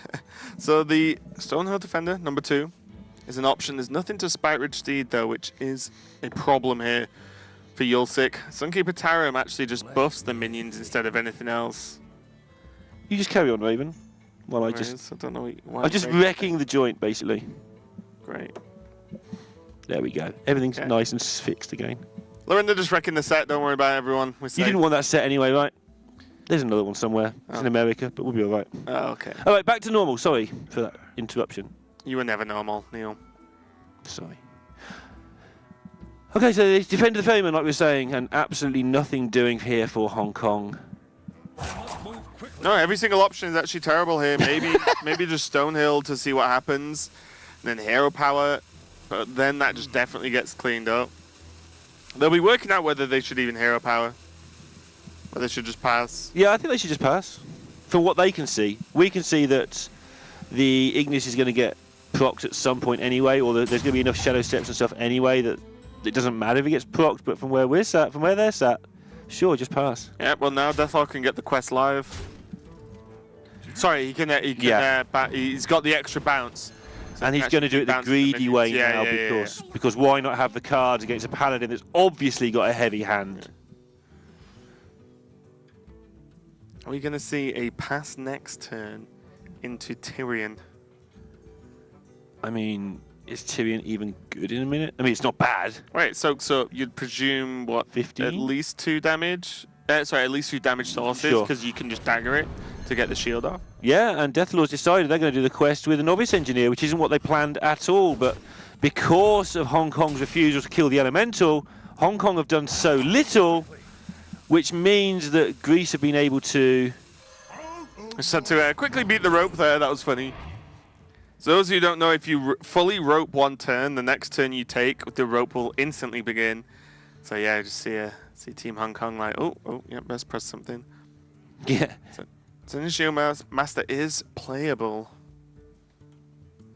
Is it even as good as the Gastropod? You're going to assume the quest is complete next turn. They're going to assume a preparation in hand as well, because that Shadow Step's been there forever.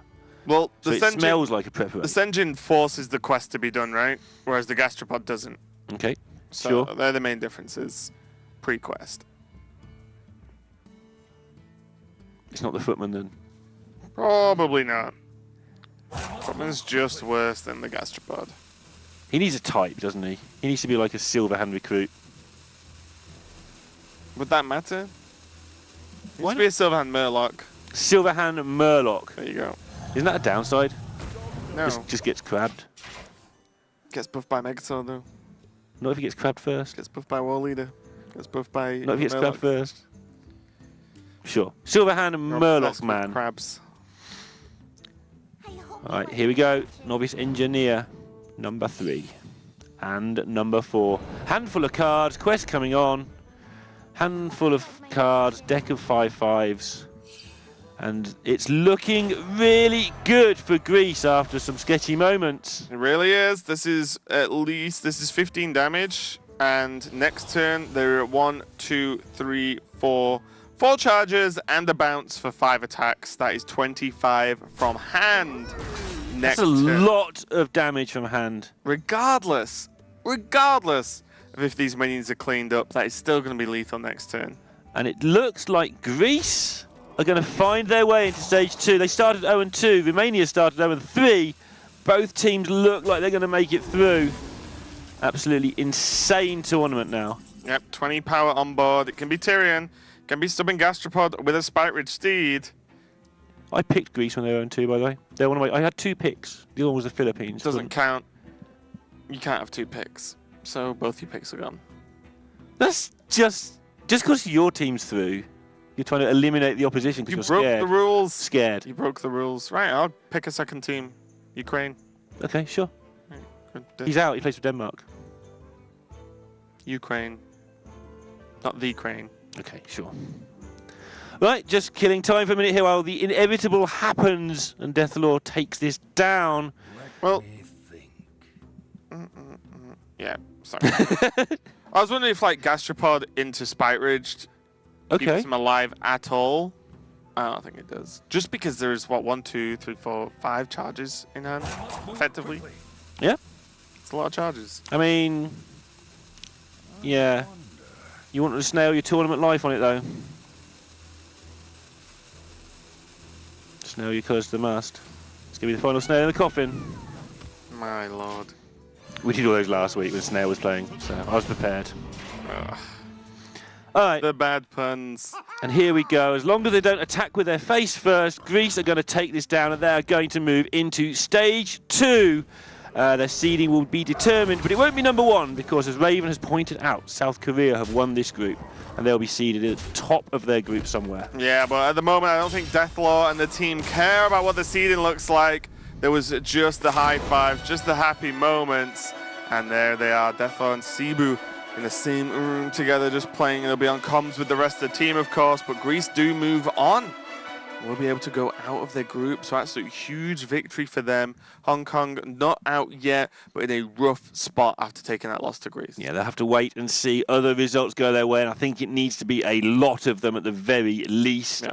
But it's all about Greece, and congratulations to those guys recovering from the disconnect as well. Clearly something that unsettles you because you don't know if one of our guys has been disconnected. Maybe it'll happen to us. Maybe the internet's a bit shaky. Also as well, blah, blah, blah. although it looked rough for Greece anyway, it was potentially still just not a loss, right? So there's always that just mental issue of saying, we could have won that game, and now it's just instant loss. Yeah, but we could see the other hands, they couldn't. So from their point of view, they actually had an okay hand. They probably thought they still had a decent chance, but we could see the Lyra and all the good stuff going on there. Yep, a lot of back and forth between these two sets of players as well, Greece and Hong Kong, of course. But yeah, ending in a 3-2 win for Greece off the back of that quest rogue. And to be honest, Yulsik on the Paladin just couldn't get it done. The hand was just too slow from the beginning, so not much he could have really done there. Yeah, anytime I've seen players play around the Igneous Elemental for a long time, I'm not saying it works very often when they don't either, but when they do, it just seems to always end in that situation. Okay, we'll do the quest how we like then.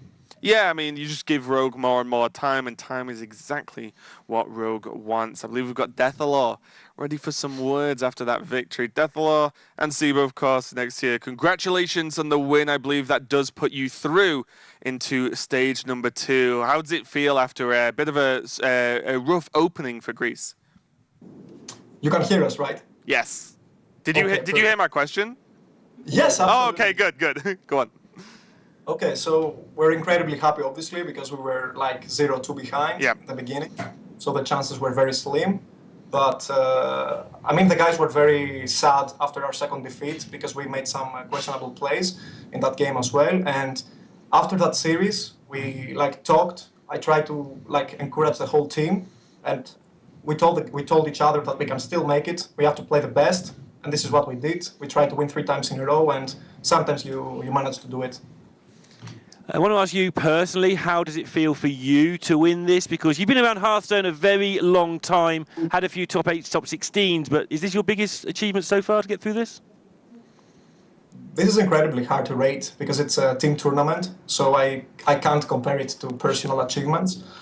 But it's incredibly important because I am very honored to play in HEG. Awesome. And how, you mentioned earlier, going 0-2 opening in matches for Greece was definitely rough. How much after that talk you had and the team got together and everything, how much has that improved? Obviously, we've seen you've won matches and qualified, but in terms of actually, sitting together, playing the matches, has that improved dramatically since the first 2 losses? Yeah, I mean, the main fact was that we were a bit luckier as well, because this is always a factor. But what we tried to do was to just do everything we can perfectly and just leave the random outcomes out of the game and just focus only on playing perfectly. Yeah, well, it seemed to have worked. Yeah, so congratulations again, guys. You deserve it. It's been a hard-fought victory, and we'll see you in stage number 2 of the Global Games. See you later, guys. Thank you, guys. Bye. Yeah, so, just I kind of like teams that are like, yeah, we didn't play very well, at one point, so we got together, decided what we needed to do. We decided we needed to sort it out, and well, they did. They won the 3 games. Right. They won the 3 matches they needed to win, and now they're qualified into stage 2. And we saw early on this loss for Logan was definitely rough, as that Stormwarden just dunking on him pretty hard, coming straight after the White Eyes from a Firelands pole. A little bit rough. Yeah, I'm pleased it's Deathalor that sort of took the lead as well, because he's the one who's been around even longer than all the others. Just says, look, we can still do this. Yeah. It's Hearthstone. We've lost 2, we can win 3. And let's just do the best we can, and they seem to have done a good job of that. Yeah, sometimes you need a positive force, you need a bit of a shake-up and a wake-up, but, it seems to have worked for Greece. You saw this pretty cool moment with the Cho, giving Throne in Evolve, but his Evolve, although good, wasn't as good as trades into secondary Evolve as well. Deathalor, no, we got this. As he shakes his finger at the camera there. Yeah, just making all the trades there, making sure that the second time around, everything was just like, yeah, we clear this up. And yeah, stuff like just Hemmet trading into 1 health, then getting Evolve into effectively a version of him with Taunt, because he morphed into the Protector, but still, trade, heal a minion for 1 mana, okay. Yeah, exactly. It's the healing aspect I think that people overlook when they do all the maths involved in there. Not that there is any maths involved in Evolve. We wouldn't know any of that. No, we don't do maths. We just talk about a card game. Okay. And talk about 30 when it comes to Evolve, of course. Yeah. Sotlo has evolved from 29 years old. You see just the big turns coming out through the later stages of that game. Just the extra Evolve being too much. Actually, they never ended up getting the first Evolve for Team Hong Kong because the first one was given to them by Cho. And then we just see as the series wrapped up with just the domination of this Quest Rogue, just having so many resources available, and Yulsik drawing pretty dead with the Paladin, to be completely honest. Right. Tyrion, double Spike Ridge when there just wasn't the mana or the minions available. No real early opening, it just wasn't really enough. Yeah, couldn't quite get there. Sometimes it's just not on your side, but it was rough anyway, I think, because they did make the decision not to challenge the elemental, and they could see their hand was rough. Maybe they could have challenged it. At least they'd have had something to put on the Sprite Reach Steed on turn 6 that way.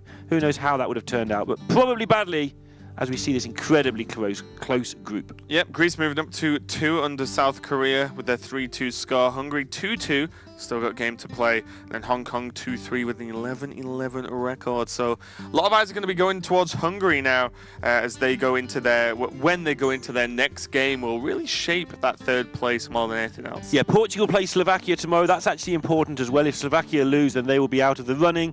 And then it's Hungary and Slovakia after that the week after. And that will be a massive one, I think, like you say, for Hungary. That's the focal point. Yeah, it really will. And we've got one more match coming up for today. So don't go anywhere, guys. We'll be back to some more Hearthstone Global games right after this.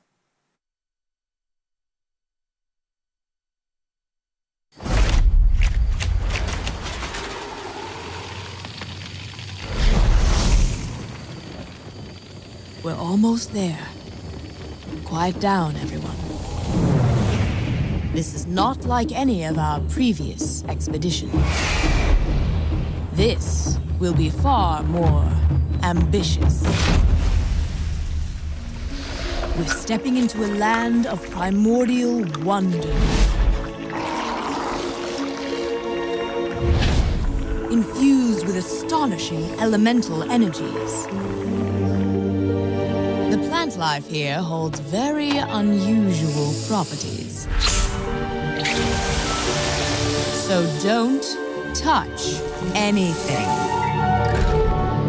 And while you may be excited to see the local fauna, you might want to make sure they don't see you. Because their powers of adaptation are devastating.